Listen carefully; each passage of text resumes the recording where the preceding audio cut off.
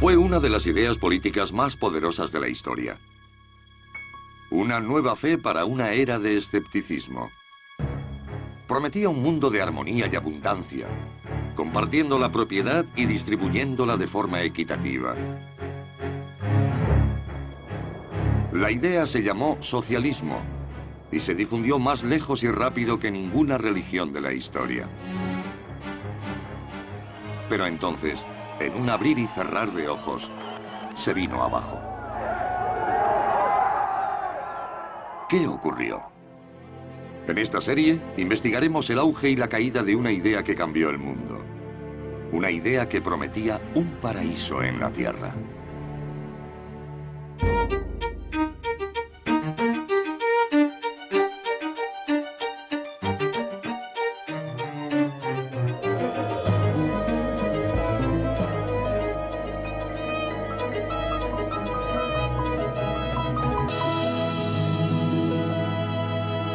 Socialismo, el paraíso terrenal. La primera parte del siglo XIX trajo consigo la fe en un progreso humano sin límites. Se abandonaron las viejas ideas basadas en la religión y la superstición a favor de otras nuevas supuestamente fundamentadas en la ciencia y el pensamiento racional. Una de esas ideas recibió el nombre de socialismo. Hola, soy Ben Wattenberg. Bienvenidos a Socialismo, el paraíso terrenal. En esta primera entrega, un reformador británico crea un modelo de utopía en la frontera americana. Poco después, dos filósofos alemanes reestructuran la idea como profecía, afirmando que el socialismo es el destino del mundo. Comienza el siglo XX y la Revolución Rusa se propone cumplir la profecía a cualquier precio, incluyendo asesinatos en masa. Mientras, los reformistas pacíficos de Europa y Norteamérica responden de forma diferente a la llamada del socialismo. Y así empezamos, en América. Estados Unidos aún no tiene 50 años de vida. Abundan los terrenos en el oeste, un imán para nuevos pobladores y nuevas ideas.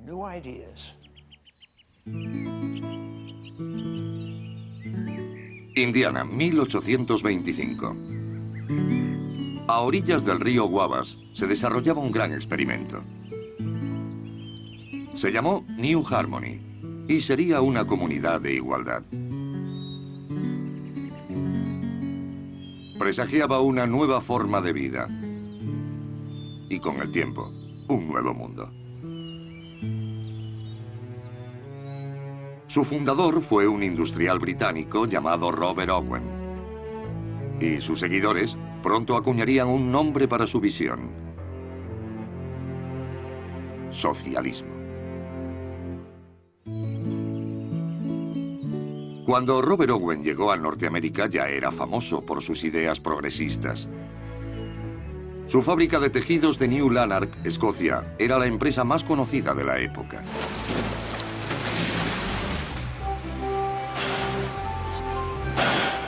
Owen redujo la jornada laboral, restringió el trabajo infantil e incluso proporcionó bajas por enfermedad. No solo se preocupaba por cómo trabajaban sus 2000 empleados, también por cómo vivían. Todo aquel que viviera en sus propiedades en New Lanark debía hacerlo bajo sus reglas y eran muy concretas. ¿Con qué frecuencia sacar la basura o bañarse?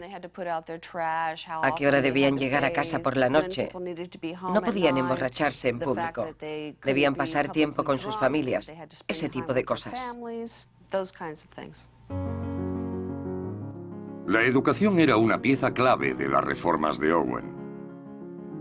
En vez de contratar a los hijos de sus empleados, les obligaba a ir al colegio. También creó el primer centro de preescolar del Reino Unido. Formaba parte de lo que llamó Instituto para la Formación del Carácter.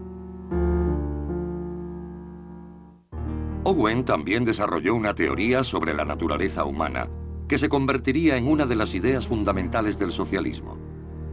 Resurgiría una y otra vez. Él pensaba que el carácter humano se podía moldear.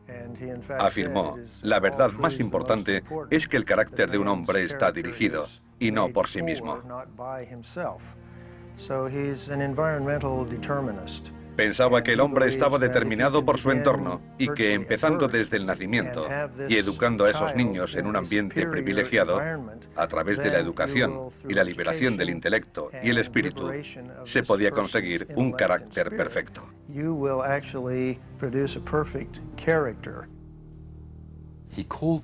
Lo llamó el segundo advenimiento de la verdad. Él creía ser el segundo Mesías. Pero a diferencia de Jesús, que solo podía expresar la verdad con parábolas, Owen podía decirla literalmente porque contaba con la ciencia. La gente se tomó a Owen muy en serio. Cuando llegó a América en 1825, se convocó una sesión en el Congreso para escuchar sus ideas. Ante una audiencia que incluía al presidente James Monroe y al futuro presidente John Quincy Adams, Owen anunció que había adquirido un pueblo en Indiana. Allí continuaría el trabajo iniciado en New Lanark, pero esta vez su comunidad sería de verdadera igualdad.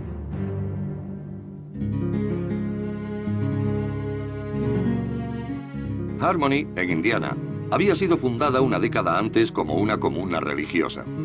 Owen se la compró a George Rapp, el carismático líder de una secta de luteranos alemanes que se marcharon para seguir una de las visiones de Rapp. Dejaron 160 edificios y unas 12.000 hectáreas de terreno fértil. En aquella época, Indiana estaba casi virgen.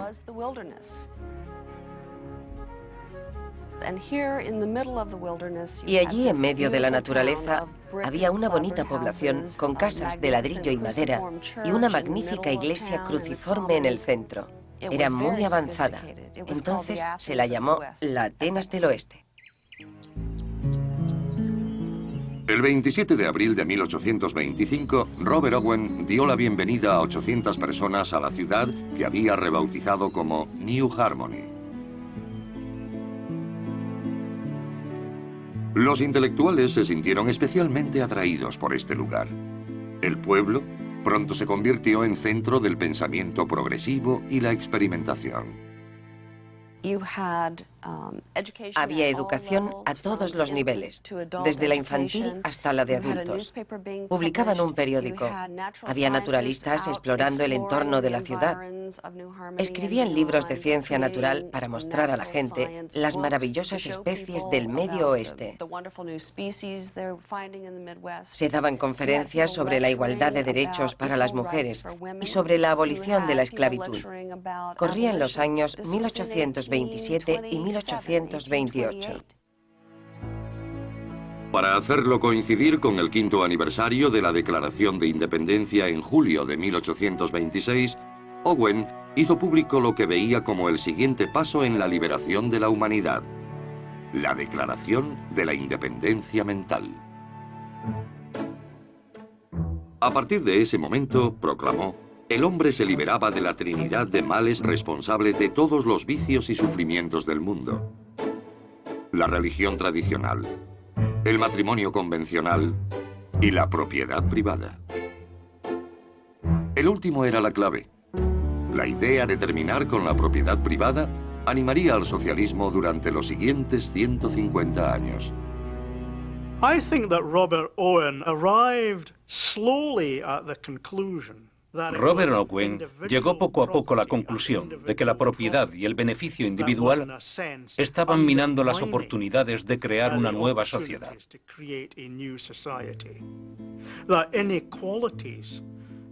Las desigualdades en la sociedad eran creadas por las desigualdades en la administración de propiedades, riquezas y beneficios.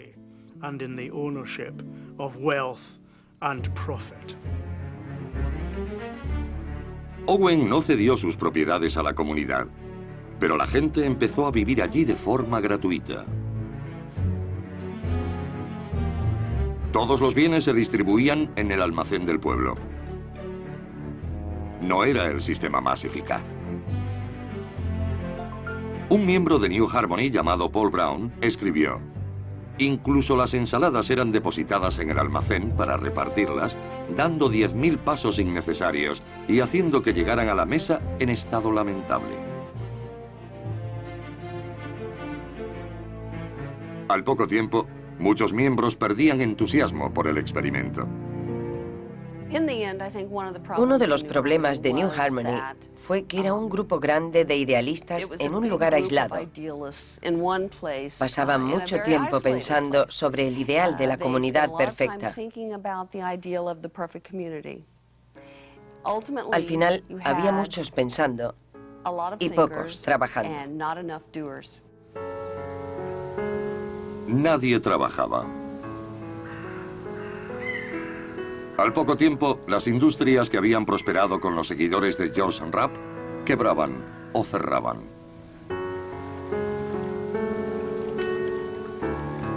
Tras 2 años, varias reorganizaciones y 7 constituciones diferentes, el gran experimento de Owen se vino abajo.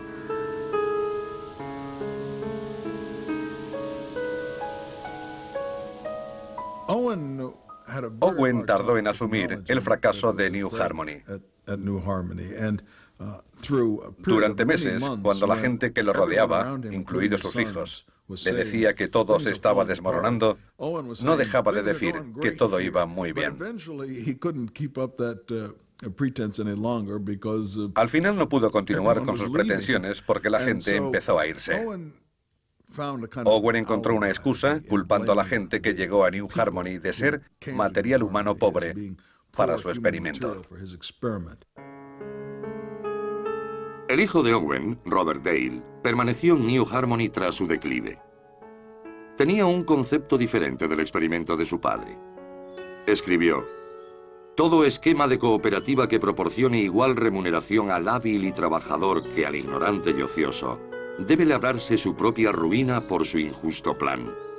Eliminará necesariamente a los miembros valiosos y se quedarán solo los imprevisores, los no cualificados y los malos.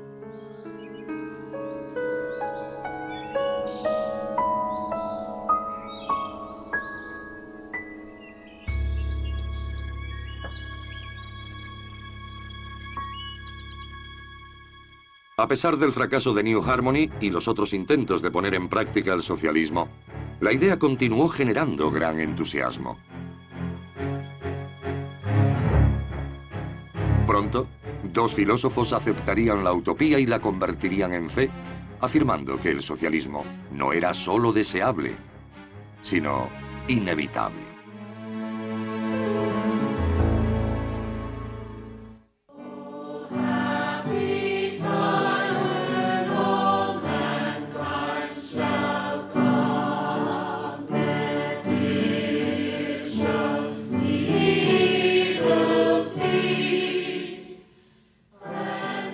En Inglaterra, Robert Owen y sus seguidores estaban construyendo lugares de reunión para los fieles socialistas.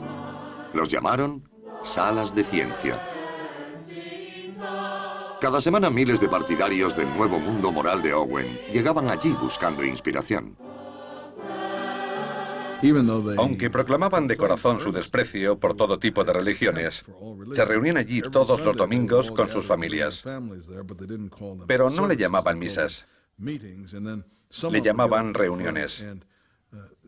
Algunos subía al estrado y hacía algo parecido a un sermón, pero ellos lo llamaban conferencia. Después cantaban con un libro de himnos socialistas, pero no cantaban sobre Dios y la bondad, sino sobre la igualdad y la hermandad. En 1843, la congregación de Manchester incluía a un periodista alemán de 22 años llamado Friedrich Engels. Para un joven que se rebelaba contra la fe de sus padres, las reuniones tenían un gran atractivo. Engels era un rebelde. Sería el típico joven miembro de una fraternidad. Le interesaba el ejército, los deportes. Le encantaban los pubs, las mujeres. Pero también era un intelectual. Era el tipo de persona que enseguida se reconoce como un líder, como alguien que congrega gente a su alrededor. En Alemania, Engels se reunía con los radicales. y su padre quería alejarlo de la mala influencia de sus amigos.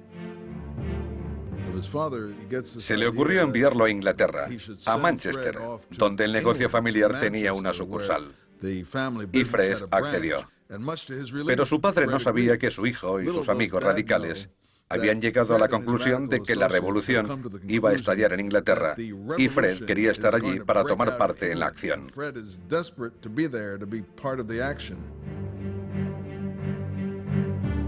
Una vez en Manchester, Engels escribió lo que se convertiría en un famoso estudio sobre la clase obrera inglesa durante la Revolución Industrial.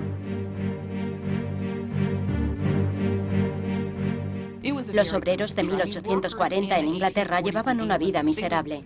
Trabajaban 16 y 18 horas al día. Vivían en condiciones infrahumanas. Proliferaban las enfermedades.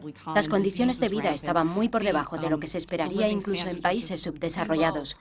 El trabajo infantil estaba a la orden del día. Fue una época lamentable. Engels veía que la clase obrera vivía de forma miserable y al mismo tiempo imaginaba su salvación si la historia proporcionaba un campo de cultivo para la revolución. Comprendió que antes o después los obreros verían que la historia jugaba a su favor y que por lo tanto los radicalizaría. Una vez radicalizados, los obreros ya no se verían pasivamente como víctimas del capitalismo e intentarían cambiar esa situación. Engels empezó a colaborar en el Nuevo Mundo Moral de Owen y otras publicaciones radicales. Entre ellas había un periódico editado por un hombre de 25 años que había formado parte del círculo de radicales del joven Fred en Alemania, Karl Marx. De joven, Marx era muy carismático. Tenía un estilo imponente y un gran genio para la teoría.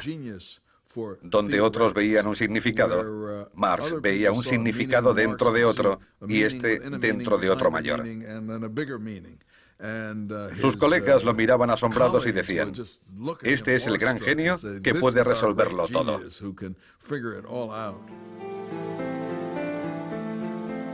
A Marx no le interesaban demasiado las ideas de sus colegas. Pero uno de los artículos de Engels llamó su atención. Los dos hombres empezaron a cartearse y en el verano de 1844 decidieron encontrarse en París. Fue el principio de una de las amistades más fructíferas, intelectualmente hablando, de la historia. Marx era el profeta. Su personalidad y su naturaleza lo convertían en una figura exuberante y carismática. Engels admiraba sus ideas, pero fueron sus primeros trabajos e investigaciones los que pusieron los cimientos sobre los que se basó posteriormente el marxismo. Engels apoyó a Marx, no solo a través de su investigación, sino también económica y psicológicamente. Sin Engels no hubiera existido el marxismo.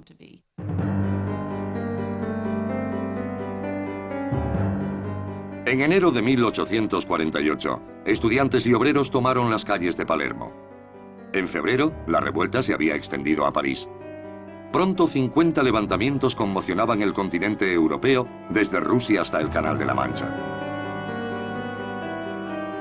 Marx y Engels volvieron a Alemania para unirse a las barricadas. Acababan de terminar de escribir un programa para la organización obrera con base en Londres. El panfleto acabaría conociéndose como el Manifiesto Comunista. La aparición del manifiesto quedaría unida para siempre a la revolución, añadiéndole su aura. Pronto, el mundo conocería una sencilla premisa del marxismo, que la historia de todas las sociedades existentes hasta ese momento era la historia de la lucha de clases. Para Marx y Engels, la esencia del sistema capitalista era la explotación. Como ellos lo veían, los obreros eran los que hacían los productos que salían de las fábricas, pero los capitalistas eran los que se llevaban todos los beneficios. Ellos hablaban de los medios de producción, el término marxista para la maquinaria y las fábricas. Eso era muy injusto. El único modo de rectificar era que los obreros se unieran y arrebataran las fábricas a los capitalistas para poder quedarse con el beneficio de los productos que ellos creaban. El Manifiesto Comunista predijo que mientras el capitalismo progresara, La clase obrera sería cada vez mayor y más pobre, tanto que la revolución sería inevitable. El resultado sería el socialismo, un nuevo estado obrero donde la gente contribuyera según su capacidad y recibiera según sus necesidades. Con el tiempo, el gobierno mismo sería innecesario y daría paso a una nueva sociedad sin patria, a la que Marx y Engels llamaron comunismo. Marx y Engels propugnaban que aunque el obrero llevara una vida miserable y la lucha política pareciera desesperada, la historia se abría paso hacia ese final, y eso daba al marxismo su increíble fuerza. Muchos socialistas aceptaron el argumento. El Manifiesto Comunista se convertiría en uno de los panfletos más influyentes jamás publicados, con traducciones a todos los idiomas europeos con el cambio de siglo.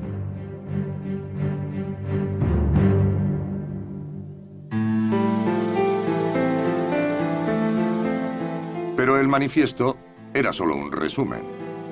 Marx se puso a trabajar en un volumen que explicara una teoría completa del socialismo. En 1851, Marx escribió a Engels que esperaba terminarlo en 5 semanas.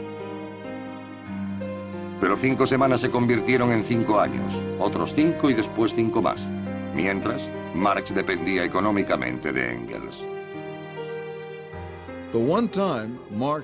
La única vez que Marx consiguió un trabajo fue como corresponsal del New York Tribune, pero no hablaba inglés, por lo que no podía escribir los artículos en ese idioma. Engels sí lo hablaba, así que hizo de negro de Marx un buen número de años, hasta que alcanzó el nivel necesario para escribirlos él mismo. Marx tardó casi 20 años en terminar su obra maestra.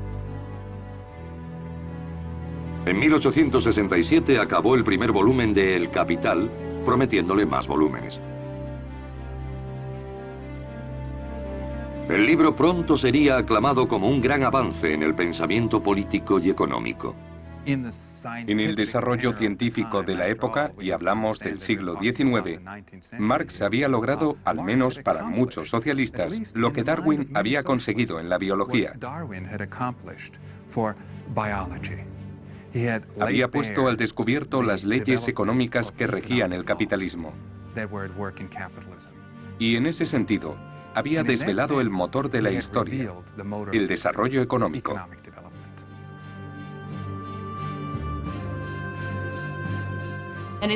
Gracias a Marx tenemos este sentido económico de la historia. Vemos a la gente como actores de un drama en el que las fuerzas económicas son fundamentales y las clases, más que los individuos, son el motor que mueve la historia.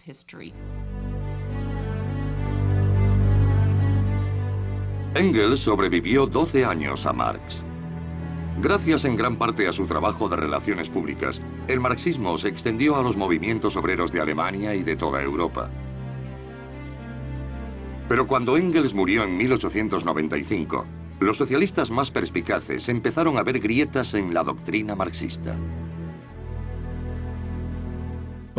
A finales del siglo XIX, la teoría marxista tenía ya 50 años. Pero no se hacía realidad. Los obreros no eran más pobres y no llegaba la revolución. Había dos opciones: estar con los obreros, olvidarse de la revolución e intentar mejorar las cosas, o querer una revolución que les diera una nueva y gloriosa sociedad. Si los obreros no querían hacer la revolución, ya encontrarían a otros que la hicieran.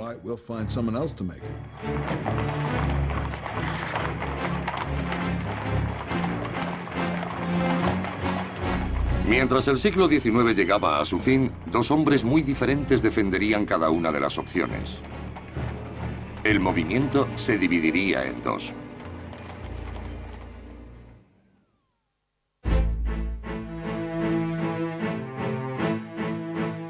El rápido ascenso del socialismo en Alemania asustó a los gobernantes del país.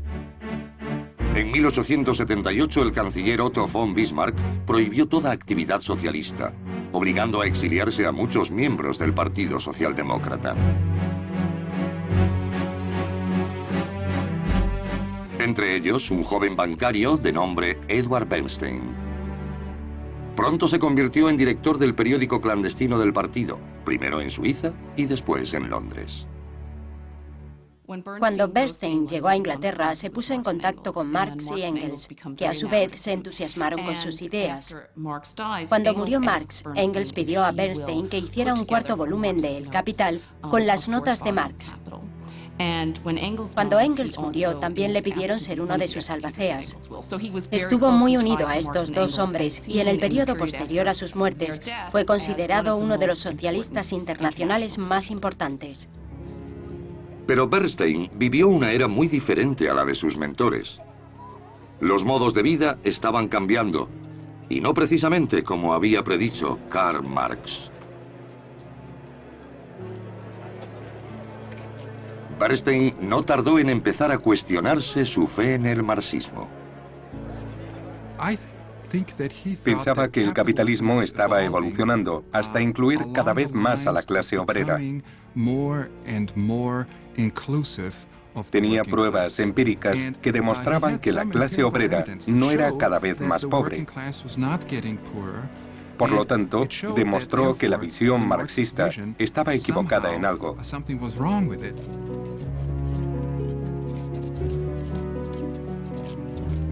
Bernstein decidió enfrentarse a sus dudas. Escribió: "Esto no puede continuar. Es absurdo intentar reconciliar lo irreconciliable. Hay que dejar claro en qué estaba equivocado Marx y en qué no".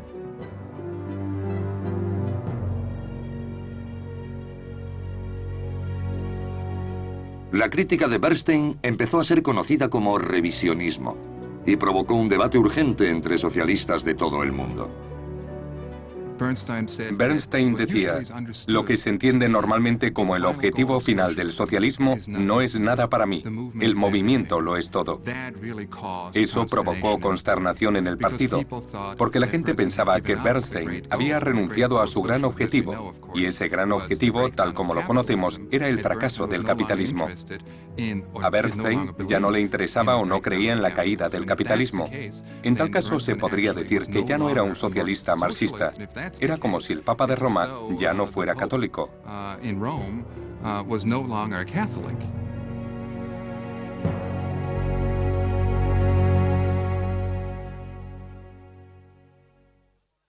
miles de kilómetros, un hombre de 29 años seguía el debate exiliado en Siberia. Su respuesta a las críticas de Bernstein cambiaría para siempre la faz del socialismo.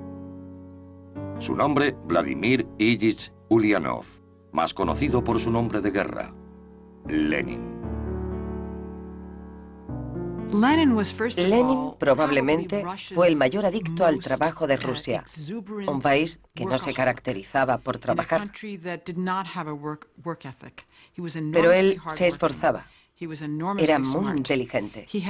Tenía una gran confianza en sí mismo y creía saber a ciencia cierta lo que era bueno para todo el mundo, y en especial para el futuro de su país. Cuando Vladimir tenía 17 años, su hermano mayor, Sasha, fue ejecutado por planear el asesinato del zar Alejandro III. Fue el comienzo de su carrera hacia la acción revolucionaria. Después de ir a la universidad, participó en una manifestación no política. Iba en contra de algunas normas de la universidad. Cuando fue arrestado y se descubrió que era el hermano pequeño del terrorista ejecutado, fue expulsado de la universidad. Era un gran estudiante, así que tuvo que pasar varios años de inactividad. Vladimir fue desterrado a la casa de campo familiar. Allí empezó a leer la literatura radical que había dejado su hermano ejecutado. Leyó a varios revolucionarios rusos, a Karl Marx, y llegó a la conclusión de que era importante crear un nuevo sistema socialista en Rusia, como pensaba su hermano. Los revolucionarios tenían que aprender a hacerse más fuertes, a convertirse en héroes que lo dieran todo por salvar a Rusia, como lo había hecho su hermano.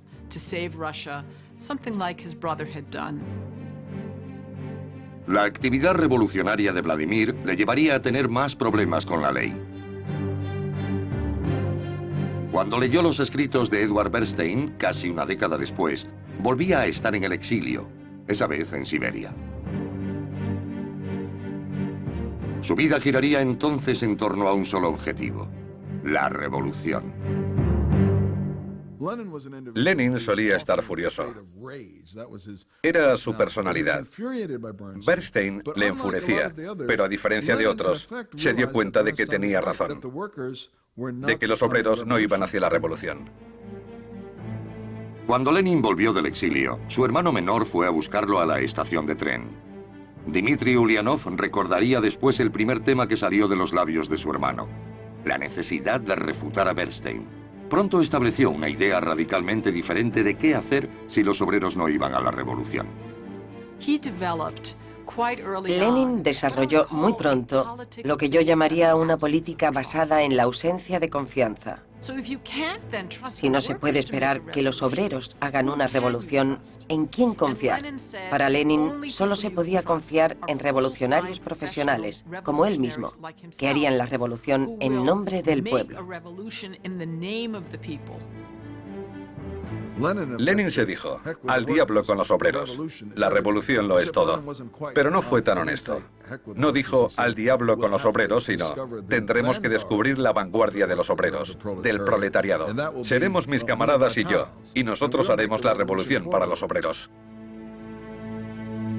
Para Lenin era más que una teoría. En 1900 abandonó Europa para fundar un periódico clandestino, Iskra o Chispa, con la que prendería un nuevo movimiento revolucionario en Rusia.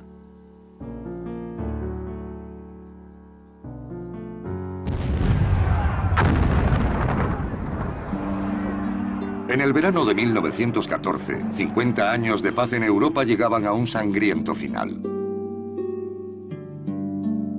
Todo el continente se vería envuelto en el conflicto más violento que el mundo haya visto. La Gran Guerra golpeó a Rusia con especial dureza. Hubo una crisis en el transporte, inflación. En las ciudades del norte, especialmente en la capital, San Petersburgo, había escasez de alimentos y combustible. Fue un invierno muy duro. A principios de 1917, el suelo se desmoronaba bajo el régimen zarista. Mientras las tropas rusas luchaban contra Alemania en el oeste, las huelgas y protestas se extendían por todo el país. En Petrogrado se amotinó un grupo de soldados.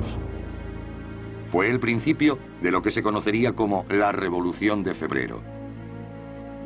Para evitar un levantamiento similar en el frente, el zar abdicó del trono. El poder cayó en manos de un gobierno liberal provisional. Hubo una especie de caos y anarquía que se extendió rápidamente en Rusia después de la Revolución de Febrero, después de la abdicación del zar.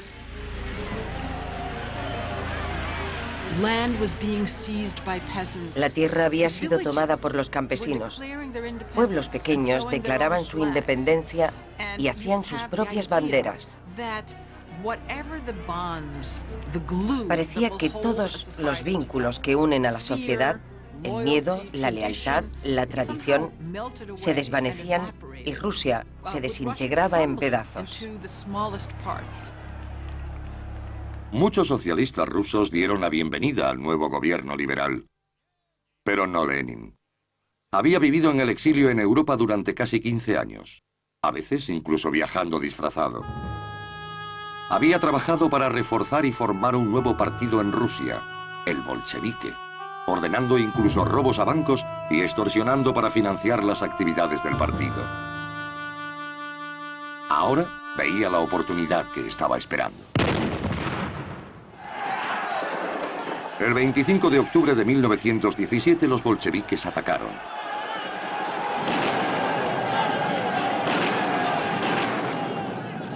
Esta es una reconstrucción soviética del asalto de los hombres de Lenin al Palacio de Invierno de San Petersburgo. En realidad, la revolución fue mucho menos dramática. El gobierno provisional entregó el poder sin apenas derramamiento de sangre. Pocos esperaban que el nuevo régimen estuviera más tiempo en el poder que el anterior.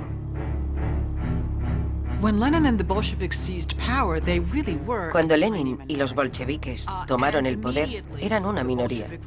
Casi inmediatamente, el régimen bolchevique se vio envuelto en una guerra civil que ganó militarmente, pero que también ganó porque los bolcheviques habían usado bien la propaganda para conquistar lo que hoy podríamos llamar los corazones y mentes del pueblo ruso.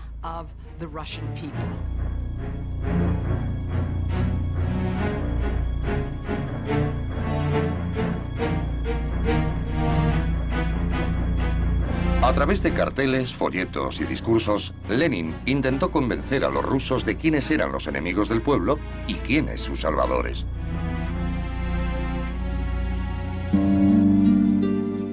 Pero Lenin no se quedó en la propaganda. Los enemigos del pueblo recibieron su merecido, incluidos sacerdotes, agricultores ricos y oponentes políticos. Lenin comenzó con Nicolás II, el último zar de Rusia. Él, su esposa, sus 5 hijos, su médico, sus criados, todos fueron asesinados. Después mutilaron los cuerpos y los quemaron.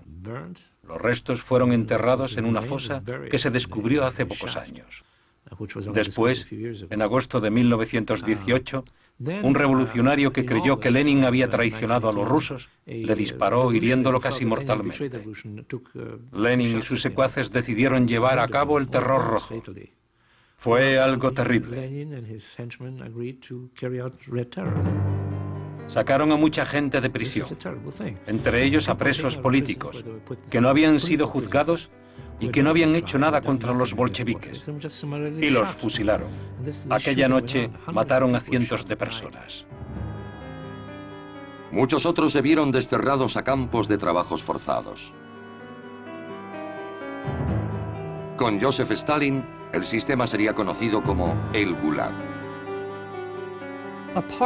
Parte del terror rojo consistió en meter a todos los miembros de la oposición en campos de concentración a las afueras de las grandes ciudades. Fueron los primeros campos y a partir de ellos se desarrolló el sistema Gulag.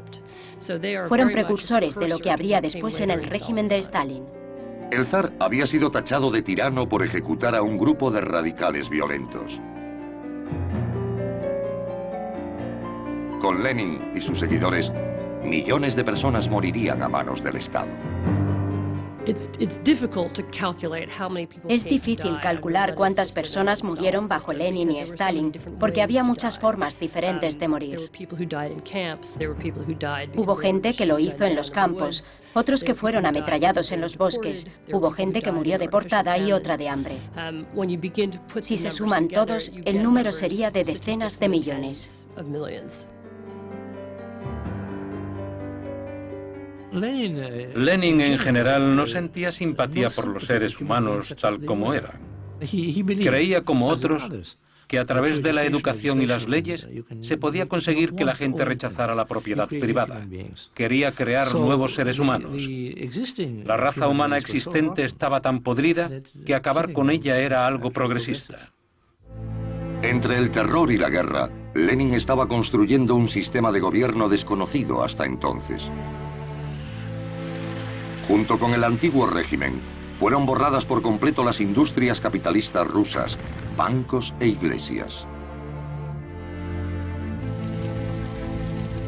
En su lugar, una única institución, el partido. La mayoría de los bolcheviques no tenían experiencia en negocios o administración, pero idearon un plan para dirigir el país con la quinta economía y la tercera población más grandes del mundo. Los resultados no fueron precisamente un paraíso terrenal. En 1920 se podía decir que la sociedad civil y la civilización habían llegado a un punto muerto. Hubo una hambruna generalizada. La industria se había venido abajo. El ferrocarril había dejado de funcionar. La economía se había desintegrado y el pueblo volvía a las formas más primitivas de trueque. Murió mucha gente. Fue una pesadilla. Ahora, Rusia era conocida oficialmente como Unión de Repúblicas Socialistas Soviéticas. Los bolcheviques se llamaban a sí mismos comunistas. El término se había ido intercambiando con el de socialismo. Pero tomó un nuevo significado cuando Lenin rompió todos los lazos con el resto de socialistas del mundo y formó un nuevo movimiento internacional. Tenía grandes planes para su revolución. Lenin dijo más de una vez que no creía que la revolución quedara confinada a Rusia. La revolución tenía que extenderse, tenía que llegar a los países industrializados de Occidente, primero a Alemania y Gran Bretaña, y después a Estados Unidos. En el esquema marxista de las cosas, la primera nación que había que transformar era el país capitalista más avanzado del mundo. Y ese era Estados Unidos. Pero, irónicamente, el socialismo nunca consiguió la misma popularidad en Norteamérica que en otros países. Básicamente porque su principal destinatario, la clase obrera, los sindicatos, no lo aceptaban. Lucharon por ello un tiempo y después lo rechazaron. En Norteamérica, la división entre sindicatos y socialistas se remonta a los comienzos del movimiento obrero organizado a finales del siglo XIX. Incitados por Marx y Engels, los movimientos obreros de toda Europa empezaron a cobrar fuerza, y la mayoría adoptó el socialismo como filosofía a seguir. Los obreros también se organizaron en Norteamérica, pero ellos escogerían un camino diferente, liderados por un fabricante de puros llamado Samuel Gompers. La ironía sobre Sam Gompers era que se trataba de un marxista que formó un sindicato antimarxista.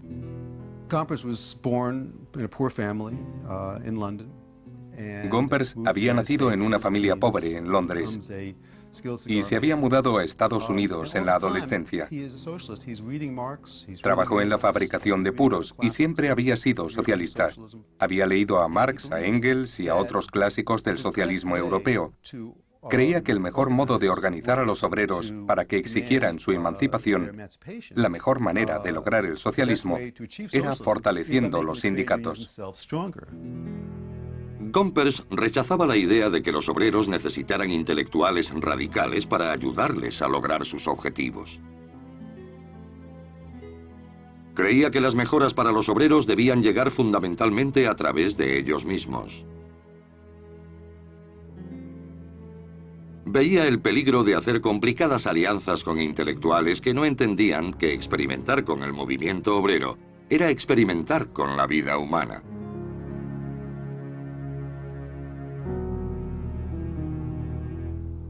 Gompers y sus aliados apoyaron algo llamado sindicalismo puro y simple. Significaba usar las huelgas y boicots para luchar por un mejor salario y beneficios, en vez de acciones políticas para crear un nuevo sistema. En 1866, Gompers ayudó a fundar la Federación Americana del Trabajo, la AFL, uniendo a sindicatos de todo el país. Como primer presidente de la AFL, su salario sería menor del que conseguía haciendo puros. El liderazgo de Gompers sobre los obreros norteamericanos sería desafiado por socialistas de dentro y fuera de la AFL.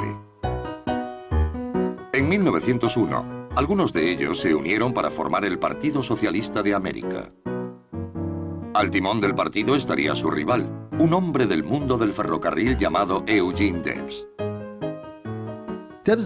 Debs es un personaje fascinante porque es uno de los candidatos perennes que se presentó 5 veces a la presidencia por el Partido Socialista. En 1916 consiguió su mayor éxito, un escaso 6% de los votos, pero era una figura muy popular y carismática, mucho más que Gompers. Gompers esperaba poder trabajar con Debs, pero terminó llamándole apóstol del fracaso. Se había implicado en el Sindicato de Occidente, después en el Sindicato Americano y en el IWW. Gompers pensaba que cualquier intento de organizar un sindicato rival era en realidad hacer el trabajo a los patronos.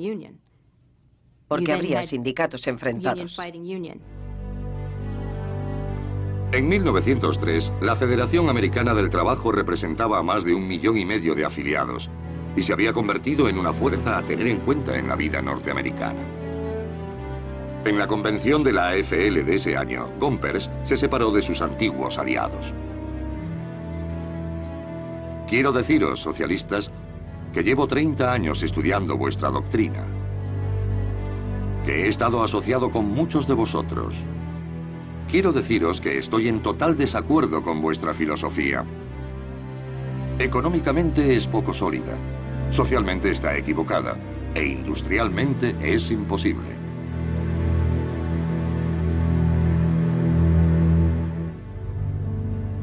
A pesar de la oposición de Gompers, el Partido Socialista continuó cobrando fuerza. Sorprendentemente, el partido consiguió más apoyo entre los campesinos que entre los obreros de la industria. Uno de los mayores centros de apoyo al socialismo fue Oklahoma. Eugene Debs consiguió más del 16% de los votos aquí en 1912. Pero la entrada del país en la Primera Guerra Mundial significó un momento crucial para el partido. En la Primera Guerra Mundial, los socialistas de todo el mundo tuvieron que decidir si apoyaban en la guerra a sus países o a la Fraternidad Socialista Internacional, oponiéndose a la guerra entre obreros. Y el Partido Socialista norteamericano, a diferencia de los partidos europeos, decidió oponerse al gobierno americano y a la Primera Guerra Mundial. Y la mayoría de los sindicalistas, con Gompers a la cabeza, apoyaron la guerra. Los socialistas más moderados abandonaron el partido y trabajaron con Gompers en la AFL. Los más radicales hablaron en contra de la guerra y fueron arrestados. Eugene Debs fue detenido en 1918 y condenado a 10 años de cárcel. Cuando salió en 1921, cuando fue indultado, el Partido Socialista era un pequeño reducto. El partido nunca recuperó su fuerza previa a la guerra, ni siquiera durante la Gran Depresión. Gompers y la Federación Americana del Trabajo, la AFL-CIO, habían conseguido ser la principal voz de los obreros americanos.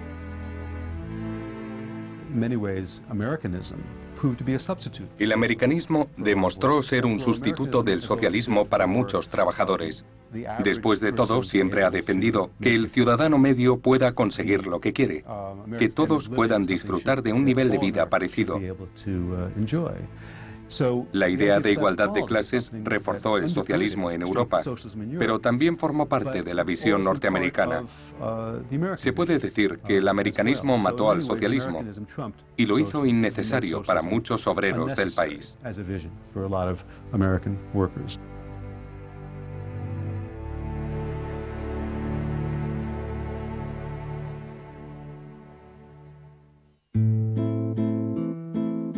Pero el socialismo encontraría su hueco en Norteamérica. Cuando el Partido Socialista desapareció de la escena política de Estados Unidos, algunos de los agricultores que habían acogido sus ideales llevarían su política al norte, a Canadá. Hoy los estadounidenses piensan en Canadá como un lugar más radical y más socialista. La ironía es que los primeros políticos socialistas canadienses, los primeros intelectuales, eran de allí. La gente ha olvidado eso. El socialismo del que se habla en Canadá fue importado de Estados Unidos.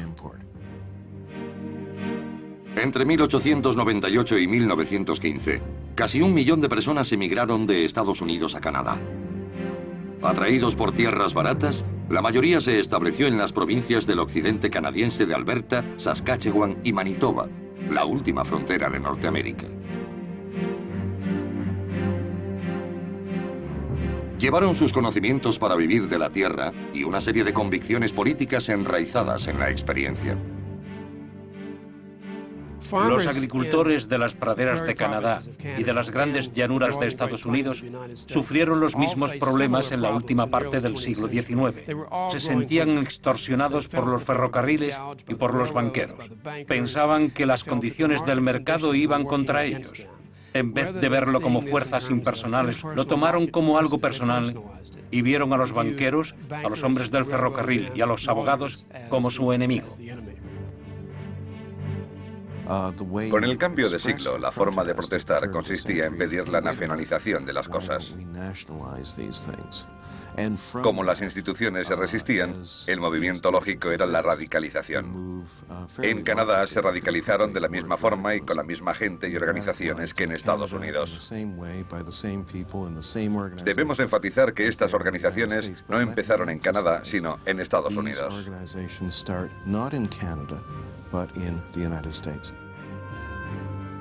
Todas las grandes organizaciones de agricultores de Estados Unidos resurgirían en Canadá de una u otra forma. En los años 20, estas organizaciones y sus sucesoras empezaron a hacerse oír en las provincias de las llanuras.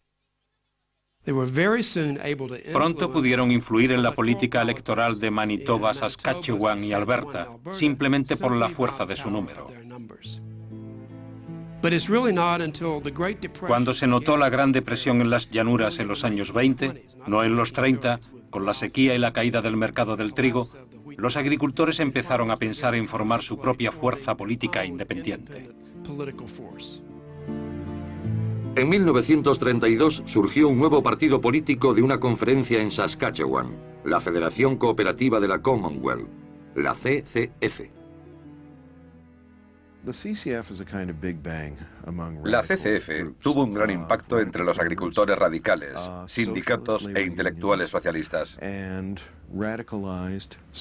También se dejó sentir en universidades y en iglesias protestantes.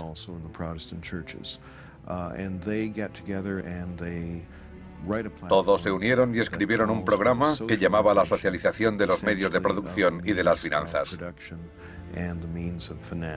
Es un programa socialista clásico.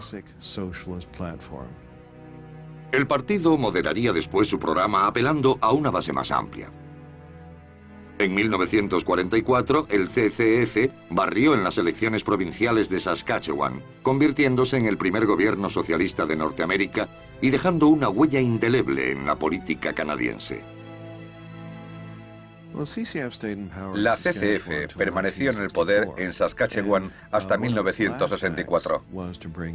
Uno de sus últimos actos fue aprobar un sistema social de sanidad con tal impacto que impulsó a la política canadiense en esa dirección a finales de los años 60.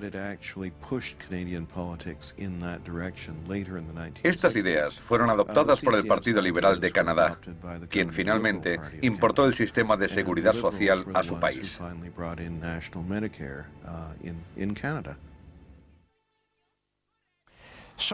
El socialismo encontró más partidarios en Canadá que en Estados Unidos.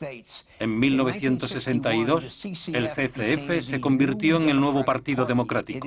Sigue siendo socialista en sus convicciones y una fuerza importante en la política canadiense. En Norteamérica, algunas de las ideas propugnadas por los socialistas encontraron su hueco en la corriente dominante. Ideas como el seguro de desempleo, la seguridad social y la jornada laboral de 8 horas. Pero el socialismo en sí mismo nunca tuvo éxito. No se pierdan el segundo episodio de Socialismo, el paraíso terrenal. Gracias, soy Ben Wattenberg. En el siguiente capítulo, de China a Gran Bretaña, de Israel a África, una nueva generación de líderes da vida a visiones radicalmente diversas, mientras el socialismo llega al poder por todo el mundo.